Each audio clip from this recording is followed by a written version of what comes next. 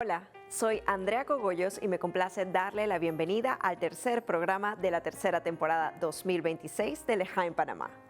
Recuerden visitar nuestra nueva página lejaimpanamá.com, donde encontrarán todos los programas transmitidos a la fecha.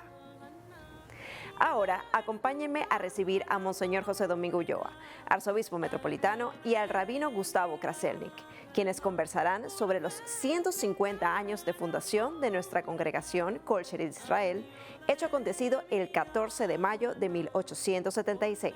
Bienvenidos ambos.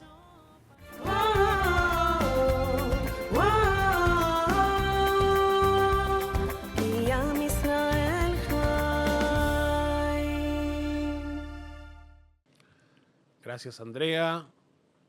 Muy felices de esta nueva oportunidad de contar aquí en la congregación Kol Shelit Israel, más específicamente aquí en mi oficina como rabino de la congregación, con la presencia de mi buen amigo Monseñor José Domingo Ulloa Mendieta, el arzobispo metropolitano, presidente de la Conferencia Episcopal Panameña, muy reconocido, muy destacado, muy apreciado.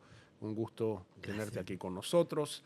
En una ocasión muy especial, el 14 de mayo de 1876, hace casi 150 años, se formaliza la creación de la congregación Kol Shelit Israel a partir de contar con un cementerio propio para dar sepultura, de acuerdo a los rituales judíos, a los miembros de la comunidad judía que se habían establecido en el país desde mitad del siglo XIX. Entonces se consigue la donación de un pequeño espacio de tierra en lo que hoy es El Chorrillo, en Amador, donde hasta el día de hoy tenemos nuestro antiguo cementerio, y es necesario entonces constituir la organización que lo va a administrar, y así nace Kol Shelit Israel como una sociedad de servicios fúnebres y de beneficencia, constituyendo así la primera comunidad organizada aquí en Panamá. Y estamos celebrando este siglo y medio de vida judía, que da testimonio de que Panamá siempre ha sido un lugar de puertas abiertas, que ha sido un lugar donde la gente muchas veces estaba de paso y decidía quedarse, establecerse, desarrollarse y aportar, ¿no?, a la vida nacional.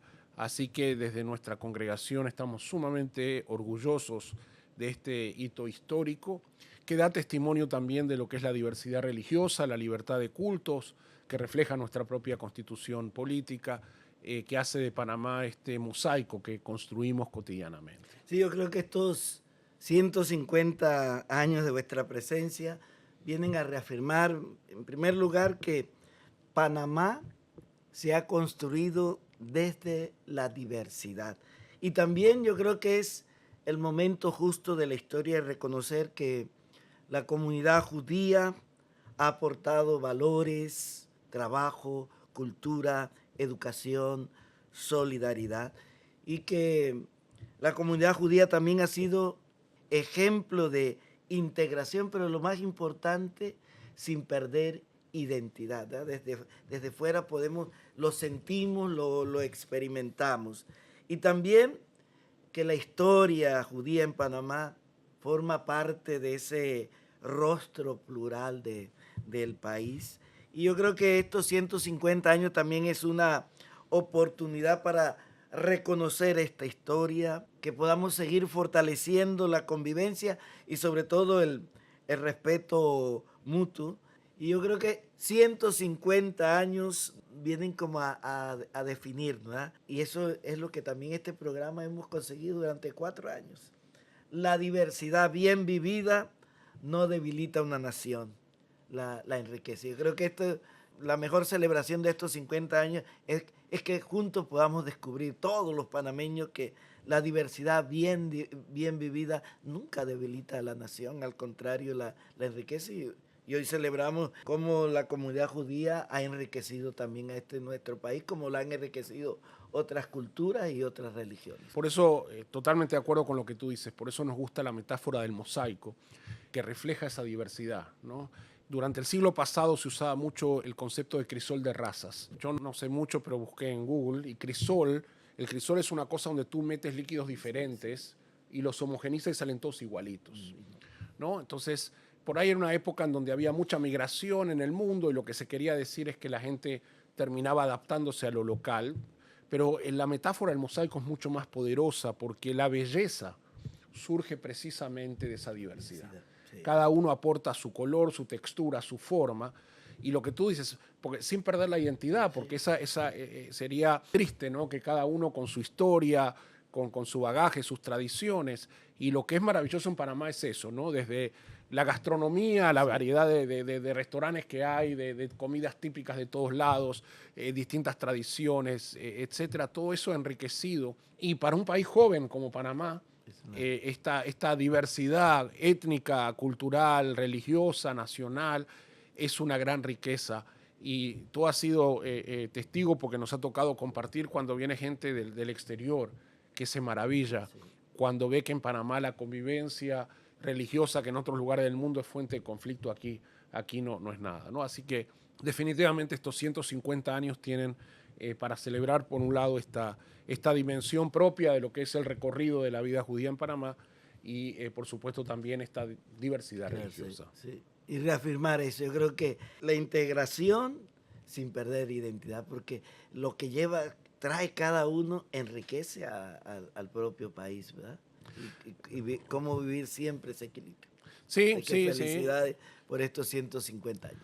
Y sí, 150 años, que es un número, a mí me impacta. Yo llevo, voy a cumplir, acabo de cumplir 24 años como rabino de la congregación, que para una vida es un número, para una comunidad 150 años es un número más en un continente joven como América, ¿no? Si estuviésemos hablando de otras partes del mundo, por ahí estos números no son tan impactantes, pero en un continente joven o en un país joven como Panamá, tenemos este recorrido, es motivo de celebración y alegría y nos gusta mucho compartirlo y especialmente a través de Lejaim Panamá, que es un poco nuestra vidriera hacia la sociedad. Gracias, Monseñor. Gracias.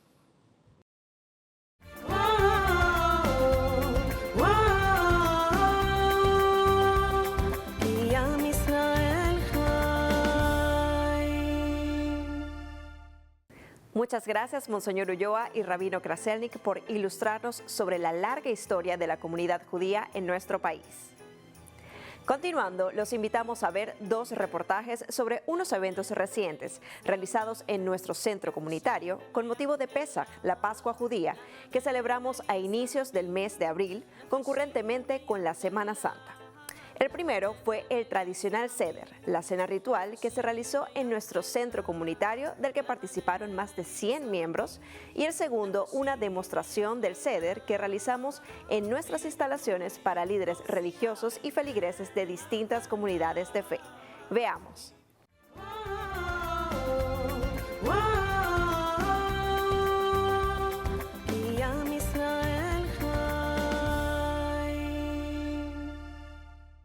El pasado 2 de abril, la comunidad de la congregación Kol Sherid Israel vivió una noche profundamente especial con la celebración de Pesaj, la festividad judía que conmemora la salida del pueblo de Israel de la esclavitud en Egipto y su camino hacia la libertad. En esta ocasión se realizaron simultáneamente 2 celebraciones centrales de esta festividad, conocida como Seder. Una cena ritual llena de simbolismo, lecturas y cantos tradicionales. Una de ellas fue en español y otra en inglés, permitiendo que más personas pudieran vivir esta experiencia de forma cercana y significativa.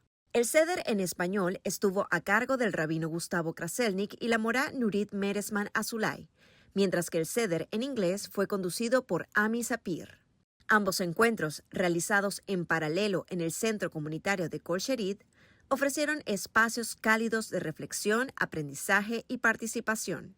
A través de la lectura de la Agadá, el libro que guía esta celebración, junto a los cantos tradicionales y los símbolos propios de la festividad, familias y participantes de todas las edades se reunieron para revivir esta historia de libertad, fortaleciendo así el sentido de identidad y continuidad. Esta iniciativa no solo amplió la participación, sino que también reafirmó el compromiso de la comunidad con la inclusión y la diversidad, creando experiencias que conectan a cada persona desde su idioma y su vivencia. Una noche de tradición, encuentro y profundo espíritu comunitario que sin duda permanecerá en la memoria de todos. En un ambiente de respeto, curiosidad y encuentro, la congregación Kol Sherit Israel abrió sus puertas el pasado martes 7 de abril para recibir a representantes de diversas tradiciones religiosas. Cerca de 100 invitados, entre líderes y miembros de comunidades católicas, cristianas y musulmanas, se dieron cita en el centro comunitario para participar en una experiencia única, una demostración del Seder de Pesaj guiada por el rabino Gustavo Kraselnik. Durante la jornada, los asistentes pudieron conocer de cerca los elementos esenciales de esta celebración central en la tradición judía, que conmemora la liberación del pueblo de Israel de la esclavitud en Egipto. El encuentro contó con la presencia de miembros del Comité Interreligioso y del Comité Ecuménico de Panamá, así como destacadas autoridades religiosas, entre ellas el cardenal José Luis Lacunza y el sheikh Junaid Mula, junto a otros líderes espirituales y académicos. A lo largo de la actividad, dirigentes de la congregación acompañaron a los invitados, generando un espacio de diálogo abierto, aprendizaje y conexión entre culturas y credos. La cantora de Kol Sherit, Nurit Meresman Azulay, fue la encargada de animar a los asistentes a participar y cantar las canciones tradicionales del Seder de Pesaj, aportando un ambiente cercano y vivencial al encuentro.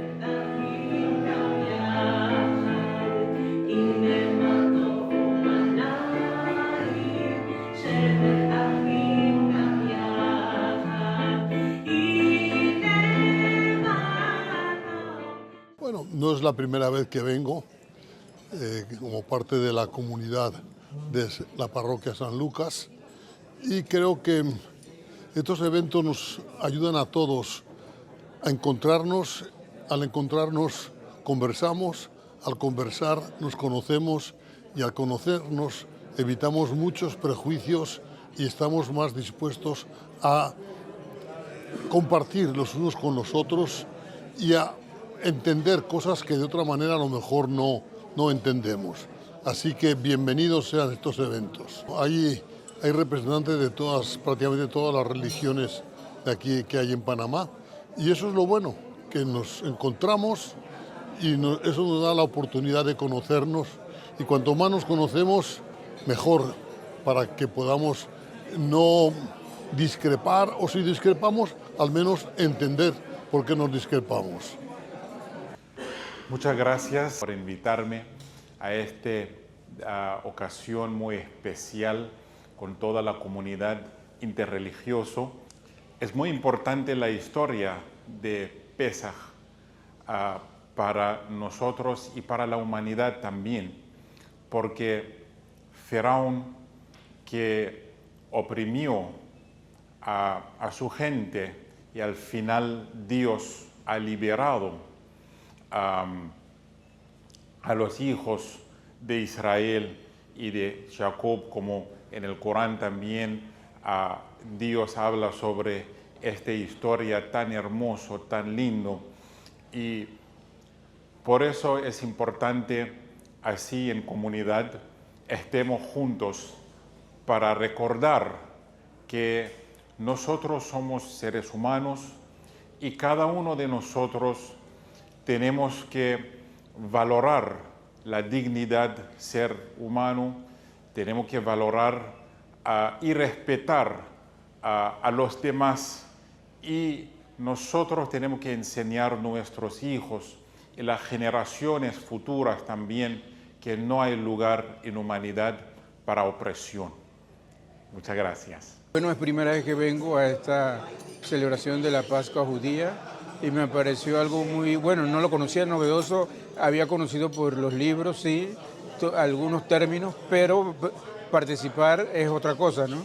Y me pareció realmente muy hermoso, profundo, la historia bíblica que se plantea, lo que enseña la Torá y la vivencia que se hace en cada Pascua por parte de la comunidad. Me llamó la atención cada detalle entre plato y plato, explicación, qué significa el significado de cada cosa. Me parece muy interesante y me llamó la atención. Me parece que esto nos ayuda a fraternizar más, a buscar lazos de unión y de trabajo en conjunto. Más que una demostración, este encuentro se reafirma como un puente una tradición que año tras año fortalece el entendimiento, el respeto mutuo y los lazos entre comunidades.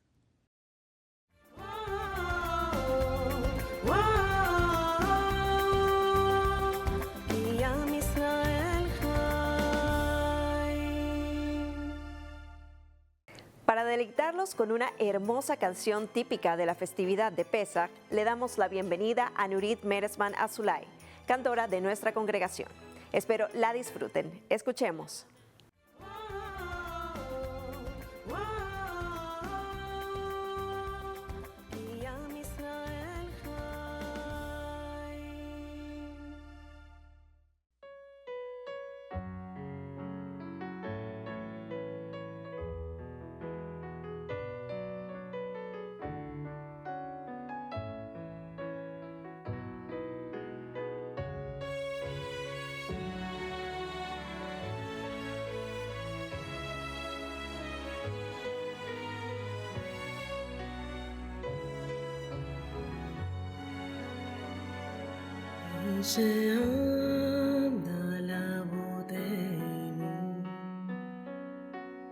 שעמדה לאבותינו ולנו, שלא אחד בלבד עמד עלינו לכלותנו, עמד עלינו לכלותנו. והיא שעמדה לאבותינו, והיא שעמדה לאבותינו ולנו, שלא אחד בלבד עמד עלינו לכלותנו, עמד עלינו לכלותנו. והקדוש ברוך הוא מצילנו, מצילנו מידם. והקדוש ברוך הוא מצילנו, מצילנו מידם.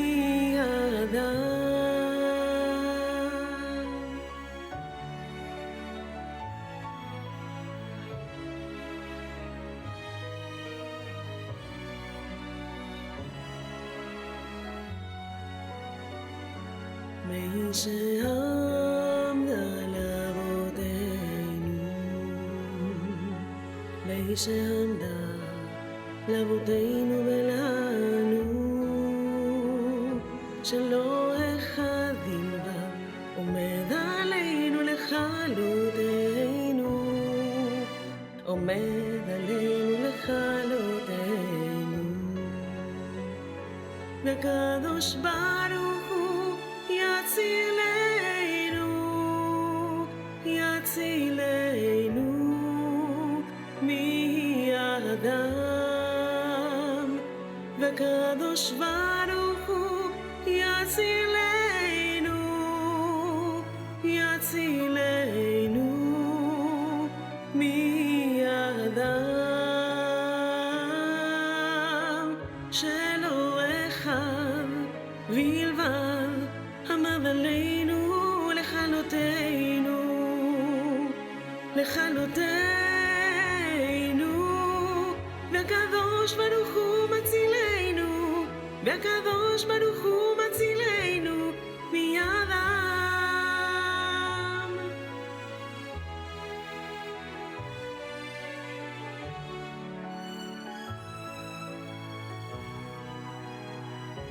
והקדוש ברוך הוא מצילנו, מצילנו מידם. והקדוש ברוך הוא יצילנו, יצילנו מידם. והקדוש ברוך הוא מצילנו, מצילנו מידם. והקדוש ברוך הוא יצילנו,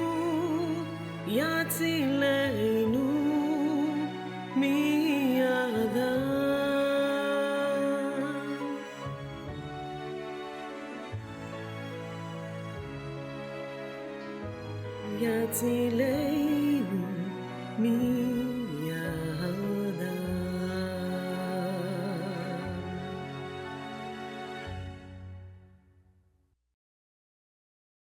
עם ישראל חי,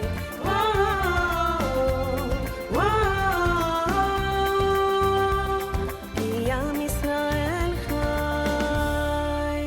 עם ישראל חי,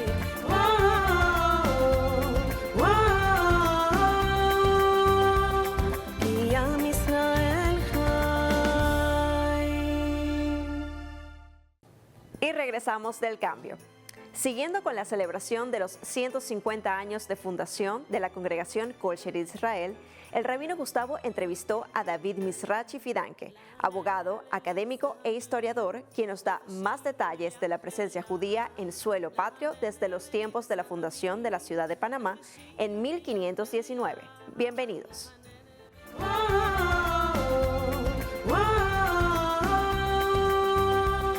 כי עם ישראל חי.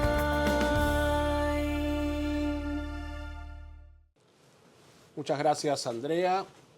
Y como saben, este año es muy especial. La congregación Kol Sherit Israel está cumpliendo 150 años de vida, motivo de alegría y orgullo, y también para una oportunidad para reflexionar sobre este recorrido histórico de la presencia judía aquí en nuestro país.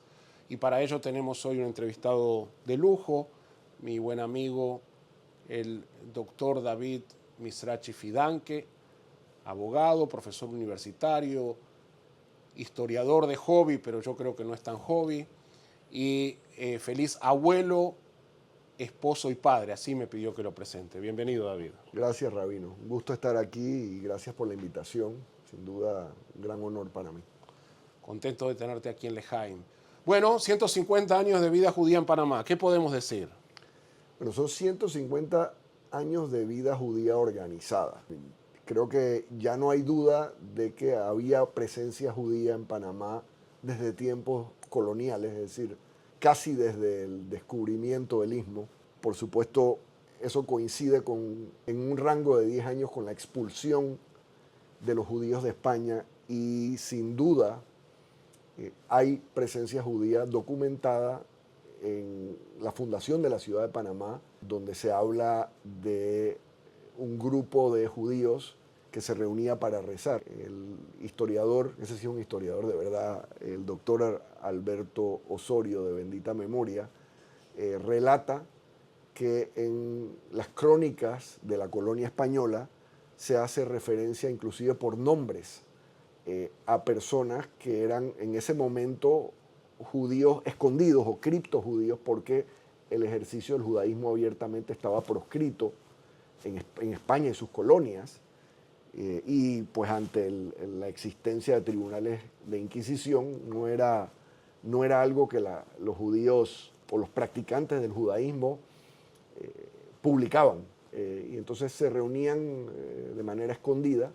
En el Museo de Panamá la Vieja hay una exhibición que fue curada por el doctor Osorio, donde aparece referencia, y curiosamente, Rabino, entre los nombres de esos criptojudíos identificados por la crónica colonial, hay algunos nombres que suenan como miembros del apellidos pues, de la congregación Kol Sherit.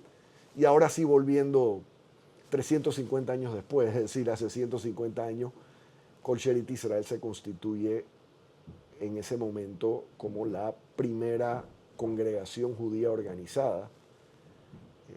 Curiosamente, se constituye como una sociedad fúnebre.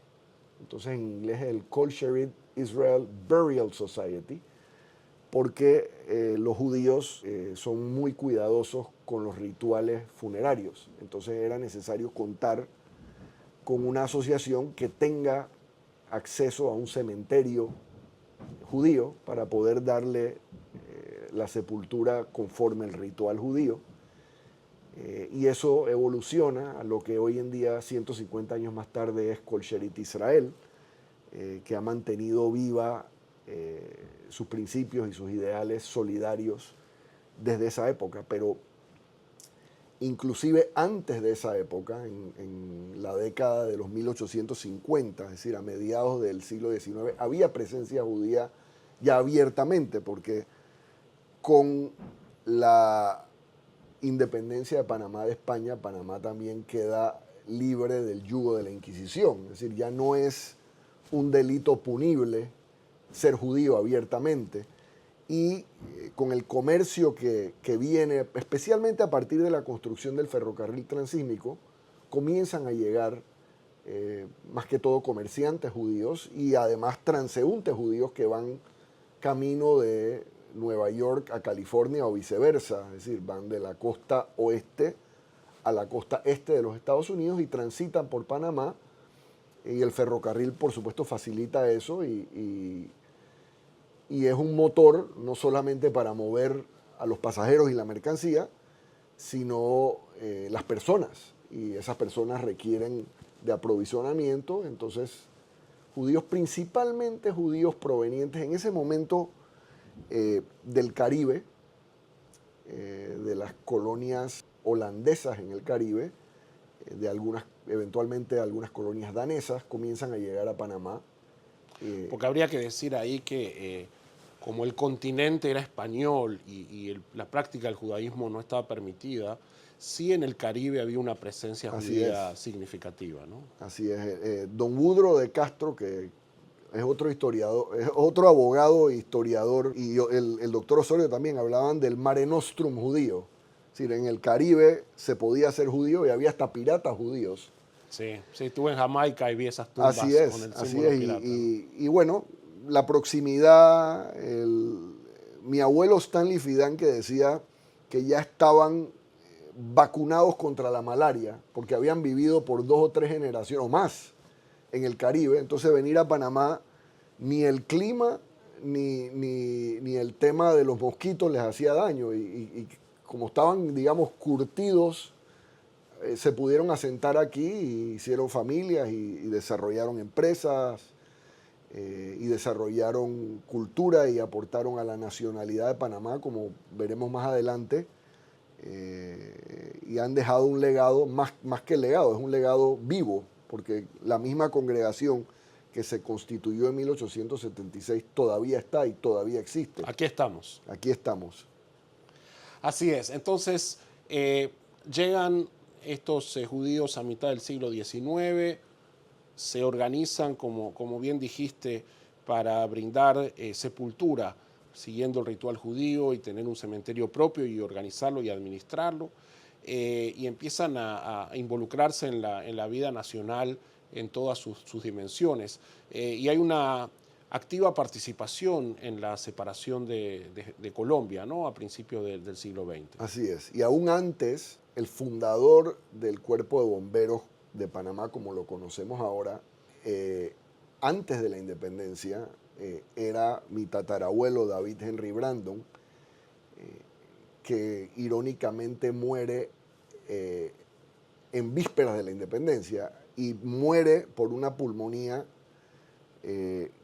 que surge a raíz de un incendio donde él va era voluntario, pero era el comandante. Se lo llamaban el comandante Brandon. El comandante Brandon, adelante la tropa de bomberos, resulta una baja de ese incendio, y no por el fuego, sino por el agua. Y esto es, él fallece creo que en agosto de 1903. Y al mismo tiempo, entre las personas que estaban apoyando el movimiento separatista, se habla de Joshua Lindo, que era un banquero judío asentado ya en Panamá, que se había trasladado a Nueva York, Estados Unidos, y él es el que facilita al doctor Amador Guerrero su estadía en Nueva York y otras tantas cosas. Así que hay una participación más adelante, y de nuevo, esto no es algo, pero digo, si se repite tantas veces porque es verdad, que los comerciantes judíos en Colón son quienes reúnen el dinero para que el batallón Colombia se vuelva a montar en su barco y regrese a Colombia y no sofoque la independencia. Entonces, también se habla de que algunas de las telas para la confección de la primera bandera nacional fueron adquiridas en un almacén llamado La Dalia, que le pertenecía a otros parientes míos, a la familia Cardose, a Moisés David Cardose, que de paso eventualmente fue el primer alcalde judío de la ciudad de Panamá en la época republicana. Y aquí hay un paréntesis, porque es el primer alcalde judío en la época republicana. Se habla de que Pedro Arias Dávila, el fundador de la ciudad de Panamá, que da nombre a esta bella república, descendiente de judíos, de judíos conversos al cristianismo. Entonces ha habido en la comuna capitalina una presencia judía, más allá de la actualidad. Es decir, partiendo de Pedro Arias Dávila, luego Moisés David Cardose, lo que en cierta manera demuestra la manera como los judíos estaban involucrados en la vida nacional, que no estaban abstraídos de la realidad y especialmente en los momentos críticos, como la separación de Panamá de Colombia. Sí, me mencionaste a David Brandon como comandante de bomberos. ¿Qué otras personalidades destacadas en ese recorrido que afirman esto que tú dices, ¿no? La plena integración de los judíos al desarrollo de bueno, todas ya las más facetas adelante, de la sí, sociedad? Rabino, sin duda. Más adelante, por ejemplo, bueno, yo mencioné al doctor Osorio, yo creo que es probablemente uno de los más importantes cronistas de la historia colonial de Panamá, no solamente de la historia judía de Panamá.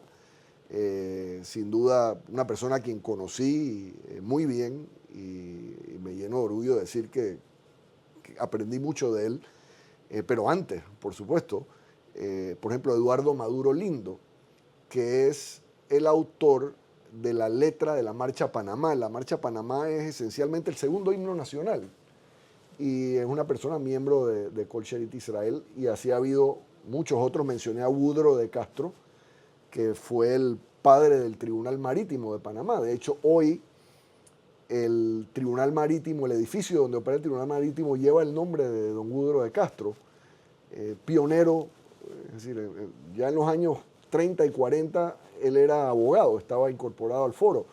Entre los cónsules o los diplomáticos en ese momento que reconocen la separación de Panamá de Colombia, había varios judíos.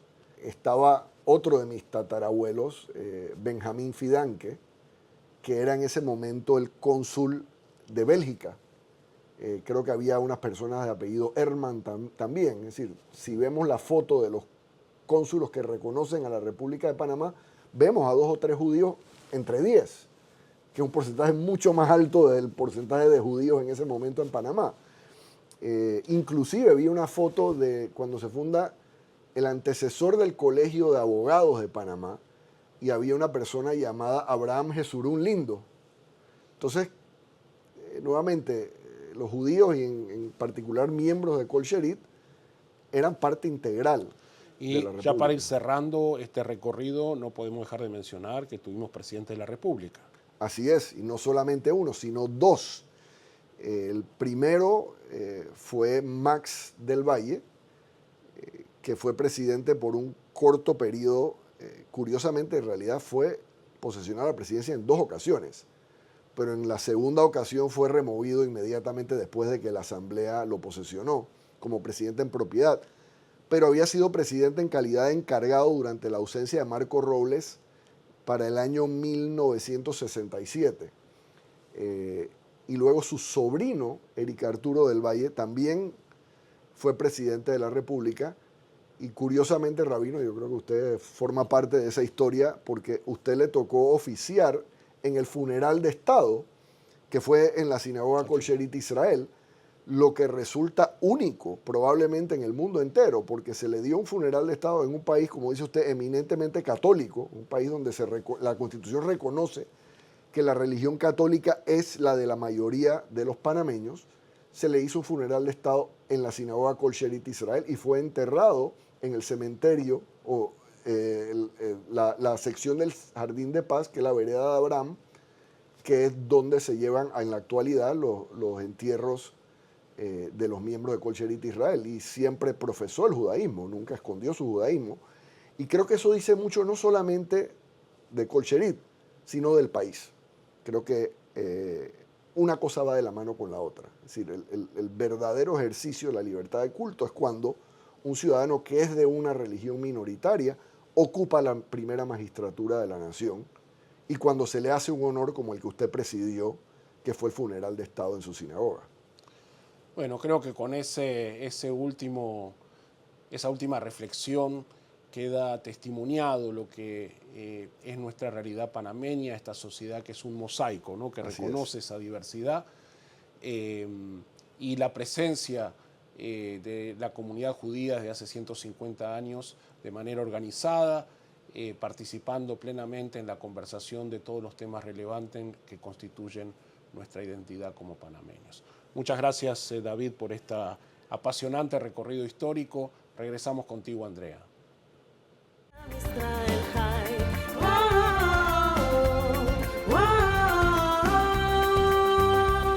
כי עם ישראל חי. עם ישראל חי.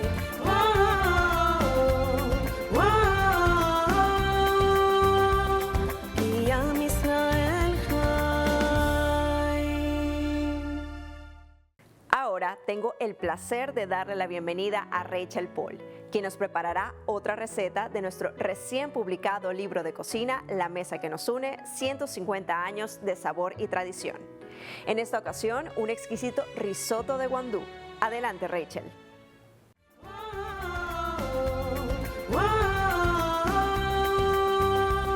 כי עם ישראל חי.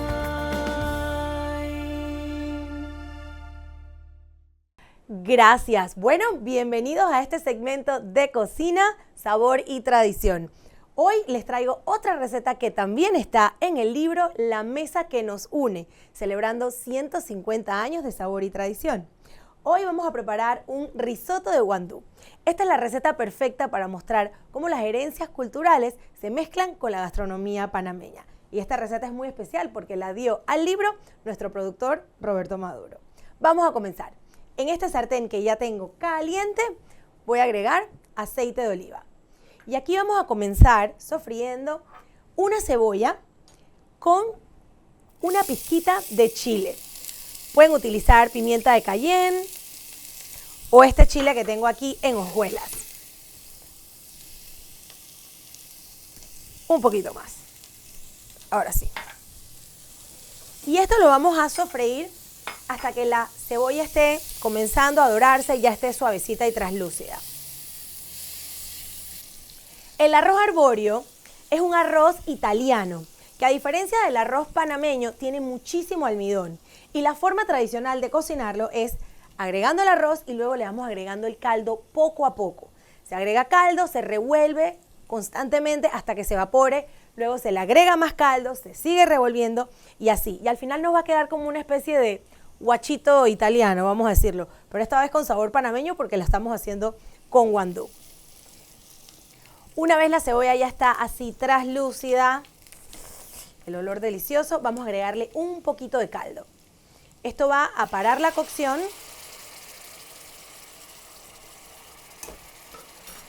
y nos va a hacer campo para poder agregar el arroz. Listo, voy a agregar el arroz. Ahí. Y vamos a sofreírlo un momentito para que empiece a absorber todo ese aceitito de oliva, la cebolla, el chile que le pusimos. Algo importante también es que el caldo tenga su puntito de sal, porque es lo que va a ir cocinando el arroz y absorbiéndose. Una vez ven que ya lo absorbe, vamos a agregar el otro ingrediente que es muy tradicional de un risotto y es el vino. Aquí tengo una taza de vino blanco, lo voy a agregar. Y ahora sí comienza el verdadero trabajo. No podemos dejar de revolver. Tenemos que revolver constantemente. Cuando vemos que ya se empieza a secar, agregamos más caldo.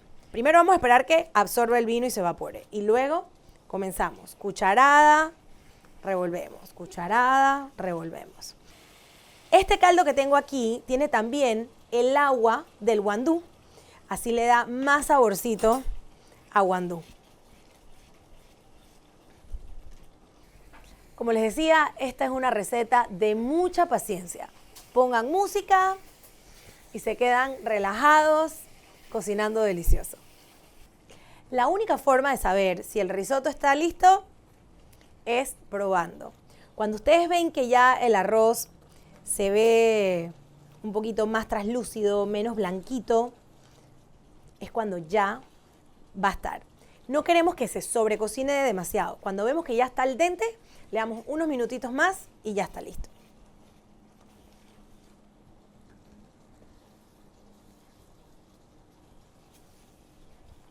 Justo en este punto, cuando el arroz ya está cocido, pero como que le falta un poquito, es que le vamos a agregar el guandú. Una latita completa. Y siempre revolver con mucho cuidado, sobre todo ahora que ya agregamos el guandú, para que no se vaya a aplastar. Está delicioso.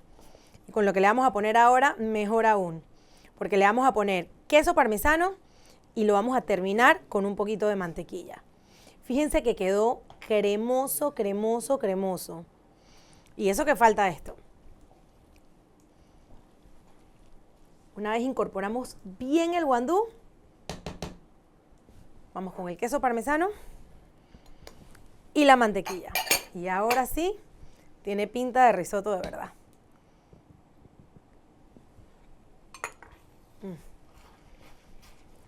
Vamos a bajar un poquito. Vamos a incorporar el queso.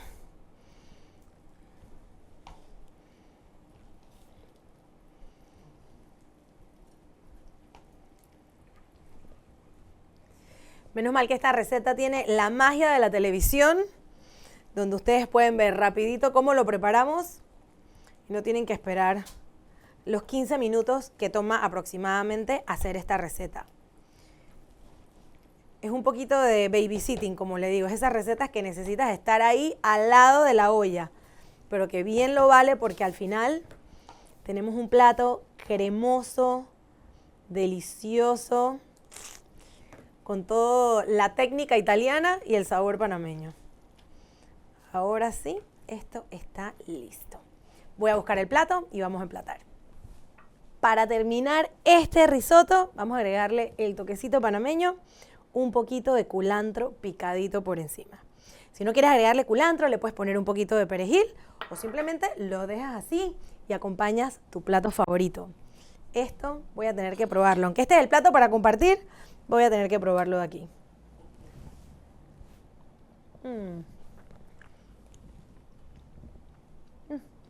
Roberto, te felicito porque este risotto de guandú está espectacular. Recuerda que esta es una de las recetas que está en el libro La mesa que nos une, 150 años de sabor y tradición. Gracias por seguirnos. Seguimos con más.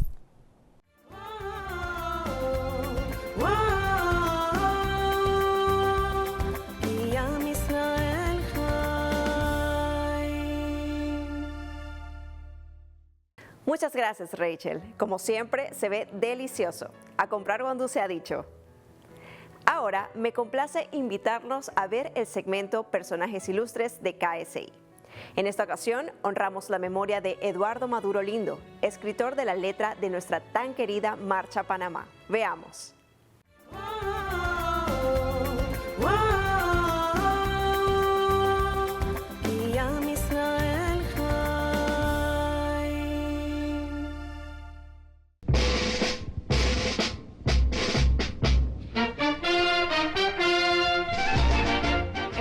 Existe una melodía que, aunque no es el himno nacional oficial, es el himno del corazón de todo un país. Es la Marcha Panamá, la que escuchamos en los momentos de mayor fervor patriótico. Pero, ¿quién fue el hombre capaz de capturar el orgullo de ser panameño en apenas unas estrofas? Eduardo Maduro Lindo nació en 1901 en el seno de una familia de la congregación Kol Sherit Israel. Desde joven demostró una mente brillante, ocupando el primer puesto de honor tanto en su título de perito mercantil como en el de bachiller en letras en el Colegio de La Salle. Por 44 años fue el jefe de contabilidad de la Singer Sewing Machine Co. Era una persona muy tierna con nosotros los nietos. Y era como esta ilusión de que llegaba el día fijo en la semana que mi hito, le decíamos hito, nos pasaba a recoger para llevarnos a comer. Y siempre echando algún cuentito, alguna adivinanza, algún chiste muy propio de él, hasta los inventaba él. Le encantaba la música, entonces mi abuela en algún momento le regaló un tocadisco. Entonces él me llevaba a una tienda de discos que en aquella época estaba en la Avenida Central y salíamos los dos, él compraba su disco de ópera y yo mi cuento o mis canciones de niños. Cuando llegábamos a la casa me ponía su disco y yo le ponía el mío. Y yo me voy para México y cuando él regresa y yo no estoy, nunca volvió a abrir el tocadisco. Fue en 1934, a los 33 años, cuando su pluma se unió a la batuta del maestro Alberto Galimani. Juntos crearon la Marcha Panamá. Cuando uno va a encontrar la Marcha Panamá, uno piensa que es una serie de estrofas larguísimas. Y lo que son estrofas muy, pero muy cortas, pero que son detonantes de un sentimiento que es totalmente indescriptible. Hace llegar a nosotros es la nacionalidad y la identidad. La identidad es que somos panameños. Es muy célebre, aparte de su Marcha Panamá, por haber compuesto la letra del himno de los camisas rojas, de los bomberos. El título correcto es Disciplinaria Negación, que también la música fue compuesta por Alberto Galimani. Él logró que el paisaje sonoro nacionalista se enriqueciera, ¿verdad? Con la profundidad de sus letras. Él compuso la letra de una mejorana muy famosa llamada La Chorrerana, gracias a una recopilación hecha por el maestro Narciso Garay en su libro Tradiciones y Cantares. Incluye esta mejorana dentro de su magnífica obra y la obra cumbre del maestro Galimani llamada Capricho Típico Panameño. Esta obra se estrenó en Washington, una invitación que le hizo por los Estados Unidos al maestro Galimani como director de la banda republicana, fue en el Capitolio. Entonces, esta mejorana posee una parte preponderante dentro de la obra, así que vemos que pues, era una obra muy, muy popular en estos primeros años de la República. Eduardo Maduro Lindo falleció en 1966, pero su voz no se apagó. Mientras exista un niño recitando sus versos o un estadio vibrando con su marcha, el corazón de Eduardo Maduro Lindo seguirá vibrando en este suelo grato y encantador.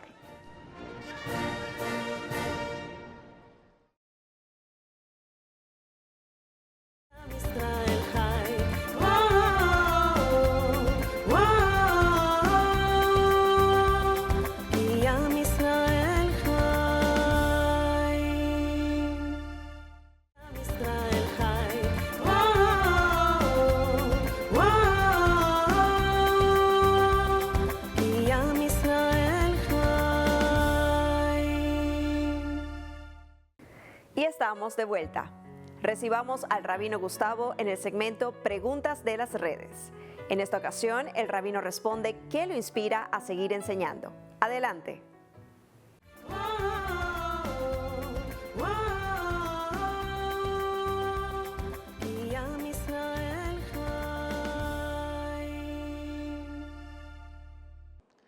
Gracias, Andrea. Y la pregunta que me hacen en esta oportunidad dice, ¿qué lo inspira a seguir enseñando y compartiendo su sabiduría? Bueno, yo no diría mi sabiduría, pero sí creo que la tarea rabínica que me toca hacer tiene que ver con el liderazgo a través de la educación y a través del acompañamiento, la tarea pastoral que uno realiza. Esa es mi vocación, esa fue mi elección siendo joven y que reafirmo cada día. Amo mucho la tarea que hago y el rabino es un maestro. En la tradición judía los sacerdotes, entendiendo como funcionarios religiosos que tenían tareas específicas, desaparecieron con la destrucción del Templo de Jerusalén hace casi 2000 años.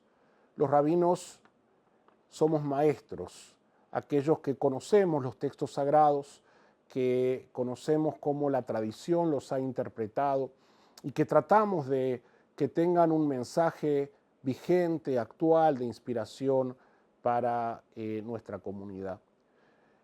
Y por supuesto que a eso se lo complementa con la tarea pastoral de acompañar a los miembros de la congregación en sus momentos de celebración, en sus momentos de tristeza, en los rituales que marcan cambios significativos en la vida, en la celebración de las fiestas, porque de eso se trata un poco la vida en comunidad, ¿no? De estar juntos, y el rabino es el líder, aquel que guía ese camino y que guía a la comunidad.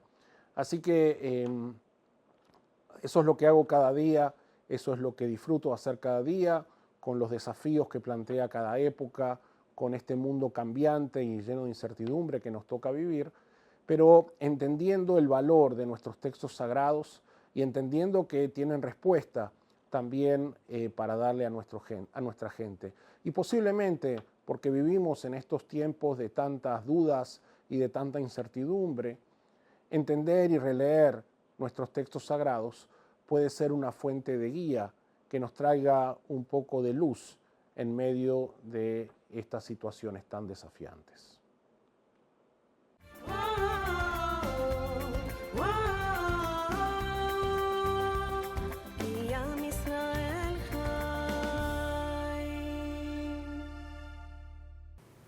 Muchas gracias, Rabino, por sus palabras.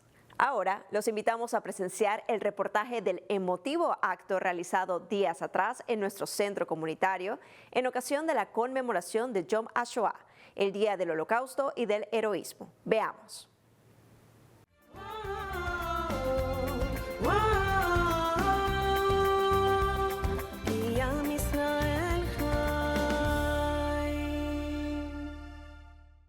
En un ambiente de recogimiento y memoria, el pasado lunes 13 de abril, la comunidad se reunió para conmemorar Yom HaShoah ve'Gvurah, el Día del Recuerdo del Holocausto y del Heroísmo.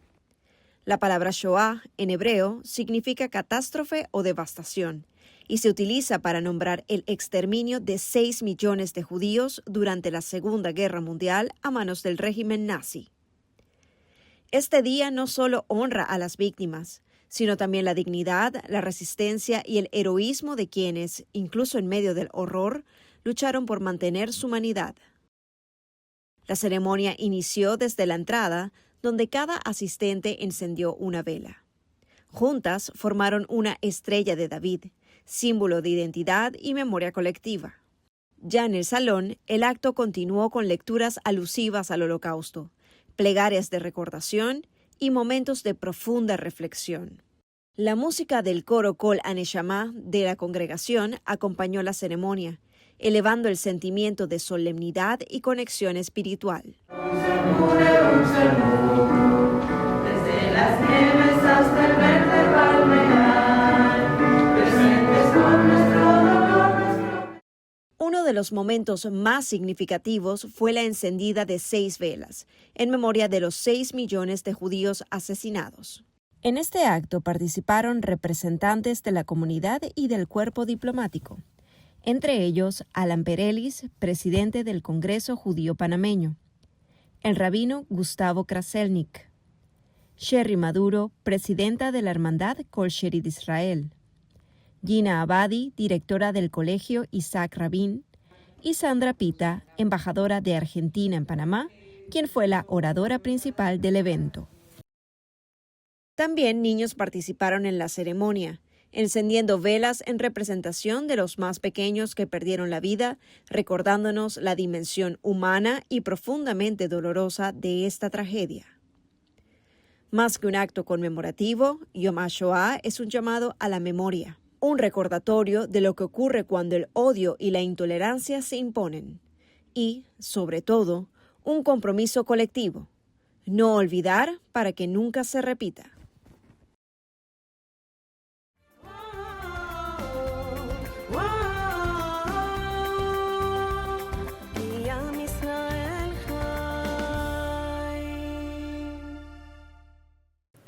Para cerrar el programa de hoy, algo muy especial.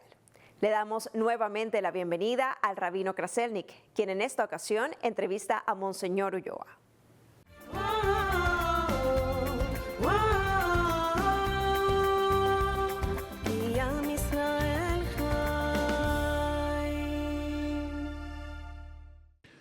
Muchas gracias, Andrea. Como siempre, desde que comenzó este programa Lejaim Panamá, tenemos este espacio donde hemos conversado con Monseñor de una gran cantidad de temas y seguiremos haciéndolo, pero hoy quería darle un giro distinto a este encuentro y aprovechar a de pronto preguntar y conocer un poco más sobre su vida desde una perspectiva por ahí más personal. Así que quería, Monseñor, empezar con la siguiente pregunta. ¿Se encuentra con alguien te encuentras con alguien que no te conoce y cómo te presentas, cómo te defines? Bueno, realmente me defino como un pastor que quiere caminar con su pueblo, no delante ni detrás, sino al lado. Definirme yo como una persona que quiere caminar con su gente, ¿verdad? Yo creo que esto para mí es lo más esencial, ¿verdad? No estoy ni por debajo ni por encima, descubrir que cada uno me aporta y me enriquece mi propia vida. ¿Cómo sentiste el llamado, la vocación? ¿A qué edad fue? ¿Qué marco? Sí, esta sí es curiosa, ¿no?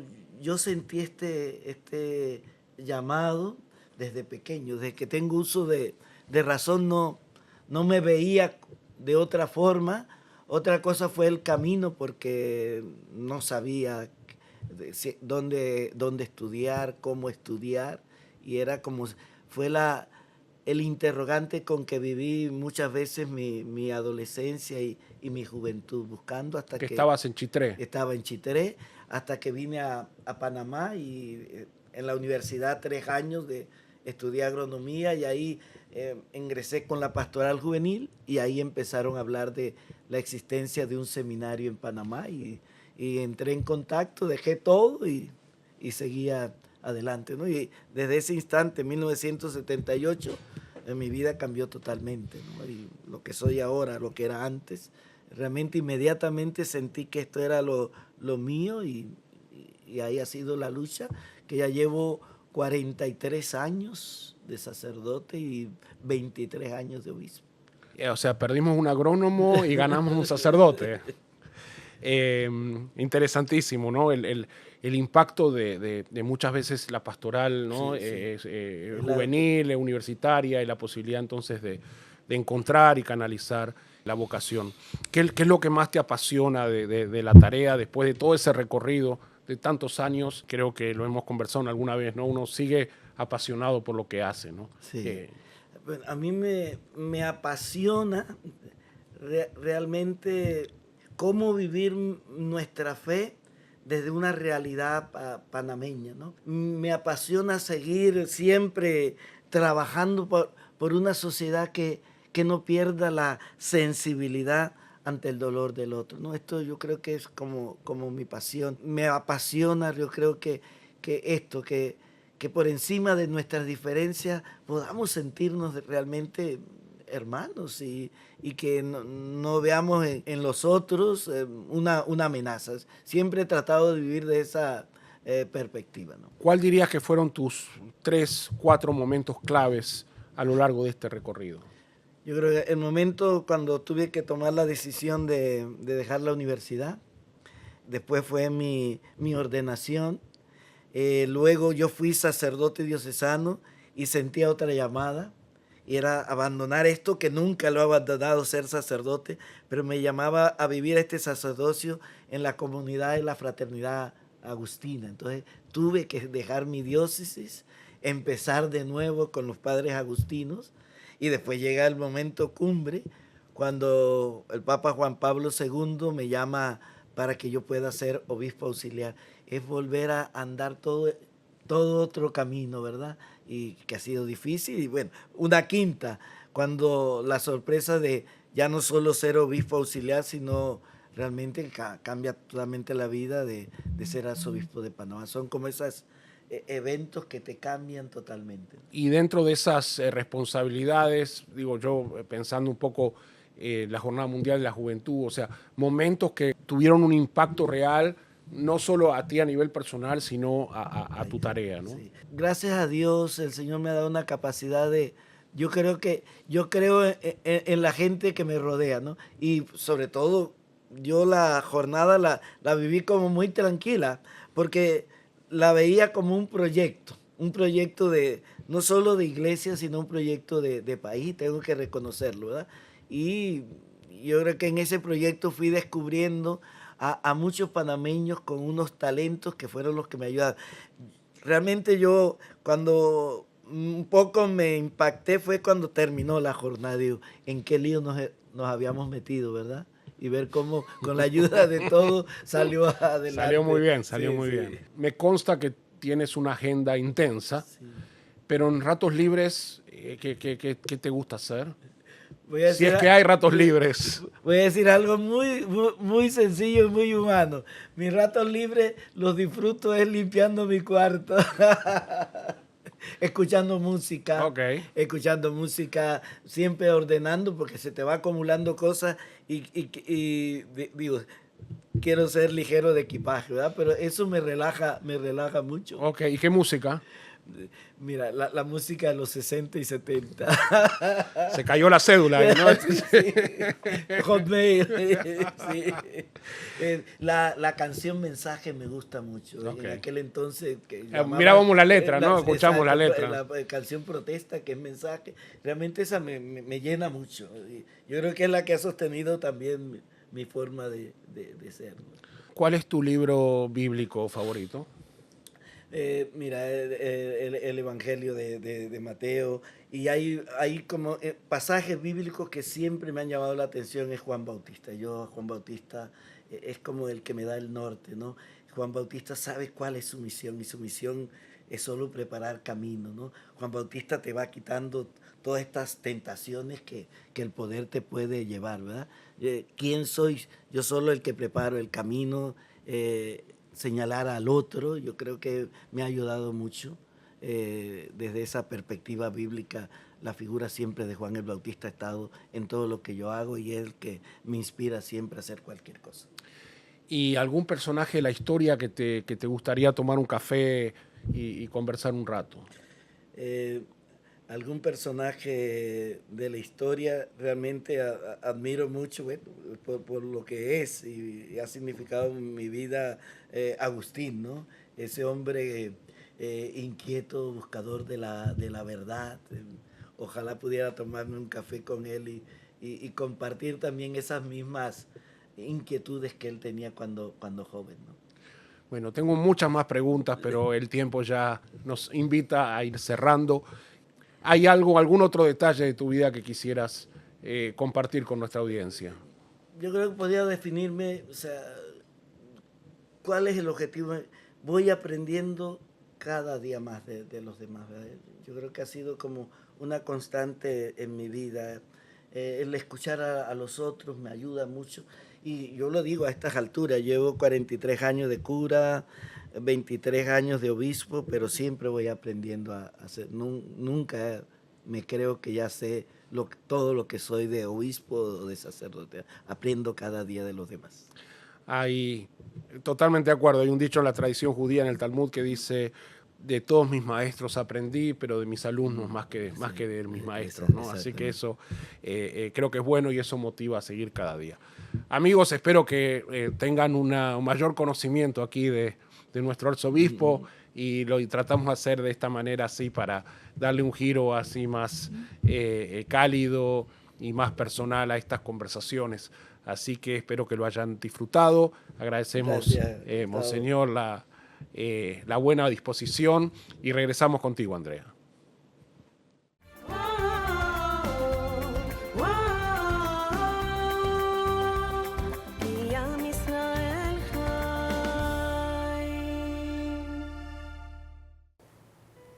Excelente entrevista, Rabino.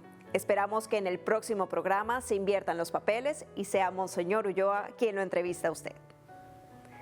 Así, apreciados televidentes, llegamos al final de este tercer programa de la cuarta temporada de Lejaim Panamá. Nuevamente, muchas gracias por su atención. Recuerden seguirnos en nuestras redes sociales @Lejaim Panamá y visitar nuestra nueva página lejaimpanamá.com. Hasta la próxima.